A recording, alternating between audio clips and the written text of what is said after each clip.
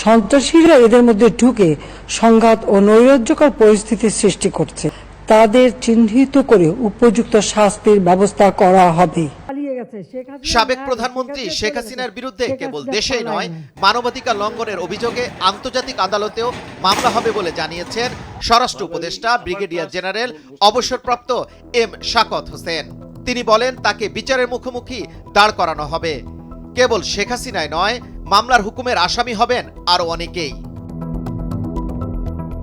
শাকত হোসেন আরো বলেন, পুলিশের পদস্থ যেসব কর্মকর্তা গুলির নির্দেশ দিয়েছেন, যারা মাঠে থেকে নির্দেশ বাস্তবায়ন করেছেন, তারাও পার পাবে না। পরিবর্তন করা হবে পুলিশের লোগো এবং পোশাক। ভবিষ্যতে কোনো মন্ত্রণালয়ের অধীনে পুলিশ কাজ করবে না। পুলিশ পরিচালনা করা হবে একটি কমিশনের মাধ্যমে। শীঘ্রই উপদেষ্টা পরিষদের বৈঠকে কমিশন গঠনের সিদ্ধান্ত নেওয়া হবে। এছাড়া পুলিশের কাছ থেকে প্রত্যাহার করা হবে প্রাণঘাতী 72.62। গতকাল 12ই আগস্ট বিকালে স্বরাষ্ট্র মন্ত্রণালয়ে দেশের একটি গণমাধ্যমকে দেওয়া সাক্ষাৎকারে তিনি এসব কথা বলেন। তিনি আরো বলেন, শেখ হাসিনার পক্ষে এখন ভারত ছাড়া আর কেউ নেই। তারা যদি বাংলাদেশের মানুষের আকাঙ্ক্ষাকে গুরুত্ব না দিয়ে শেখ হাসিনার পক্ষেই অবস্থান ধরে রাখেন, তাহলে ক্ষতিগ্রস্ত হবে।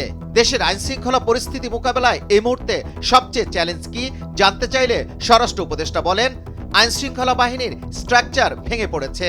এটা ঠিক করাই মূল চ্যালেঞ্জ।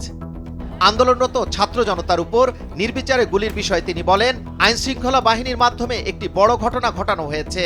এতে মানুষের মনে বাহিনী সম্পর্কে একটি ঘৃণা জন্মেছে। এতে আইন প্রয়োগকারী সংস্থা সদস্যরা অনুতপ্ত। তারা আমাকে বলেছে, তাদের দিয়ে অপকর্ম করানো হয়েছে।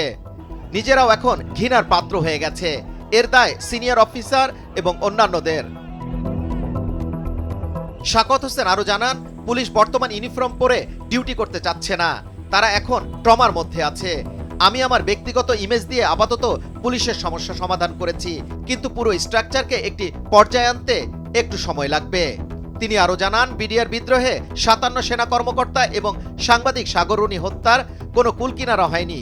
আমি এ দুটি ঘটনা শেষ দেখতে চাই। আওয়ামী লীগকে নিষিদ্ধ করার বিষয়ে আলোচনা হচ্ছে বলেও জানান তিনি। এছাড়া পুলিশের গুলিতে আহত হয়েছেন আনসার সদস্যরাও। ব্রিগেডিয়ার জেনারেল এম শাকত হোসেন বলেন, আমি কোনো আরামায়েশের জন্য উপদেষ্টা হইনি। যে যাই বলুক না কেন, আমি আমার কাজ করে যেতে চাই। তাই স্বরাষ্ট্রমন্ত্রী যে চেয়ারে বসতেন, সেই চেয়ারটি পরিবর্তন করে ফেলেছি। আমি একটি নর্মাল চেয়ারে বসি।